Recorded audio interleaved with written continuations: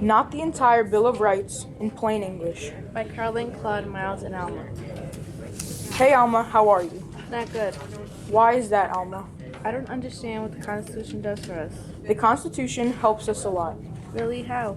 It gives us the Bill of Rights. What's that? Let me start from the beginning.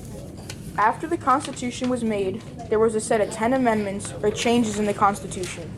In 1789, James Madison set out to draft a set of amendments that would satisfy the people who believed that the Constitution was incomplete without a set of rights. These 10 amendments are known as the Bill of Rights. The Bill of Rights was ratified to the Constitution on December 15, 1791. Tell me more. I can tell you about the first 6 amendments because they are the most important. Okay. The First Amendment gives you 5 freedoms. The first freedom is the freedom of speech. This means you have the right to speak your mind about anything, including your opinion on the government. This freedom does not give you the right to blackmail, threaten, or use fighting words. What about the other freedoms? The next freedom is freedom of press. This freedom ensures your rights to publish ideas in newspapers, books, letters, TV, radio, etc. You may not publish lies about someone or something. That is illegal. The third freedom is the freedom of religion. This means you have the right to worship whichever religion you want and to attend a church, mosque, synagogue, temple, or other houses of worship. So that means you can't discriminate someone based on their religion.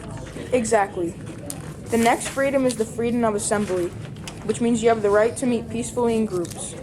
In other words, American citizens have the right to come together in private or public gatherings for religious, social, recreational, or political reasons. And by coming together to act on a common idea or goal, American citizens can spread their ideas. You read my mind. And last but not least is the freedom of petition, which means American citizens can protest and ask for changes in the government. You can do this by collecting signatures for petitions or by calling, emailing, or writing to elected representatives. Now I can send a letter to my representative since I know it's allowed. The Second Amendment is the right to bear arms. In other words, you are allowed to own a gun in your home. So anyone can own a gun? Not exactly. You must have a license to legally own a gun. But because so many people illegally own guns, this amendment has been debated for years. The Third Amendment states that no soldier shall, in time of peace, be quartered in any house. This means that the government cannot force you to house and supply soldiers. Was this amendment included because the early colonists had to house British soldiers during the Revolutionary War? Yes, but the amendment does not apply much in present day.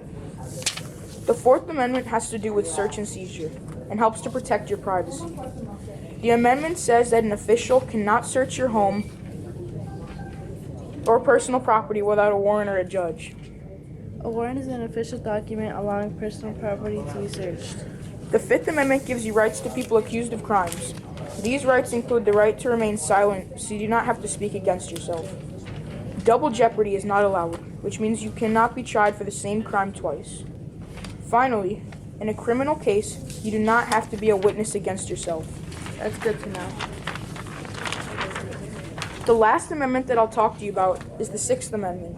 The Sixth Amendment explains more rights to people accused of crimes and discusses rights during a trial.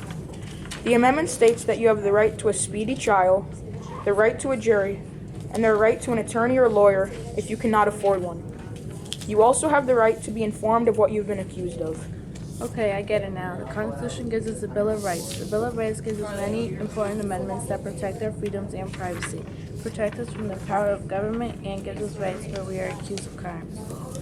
Yes, as you can see, the Constitution and the Bill of Rights gives us many rights, and it is important to know all of them as an American citizen.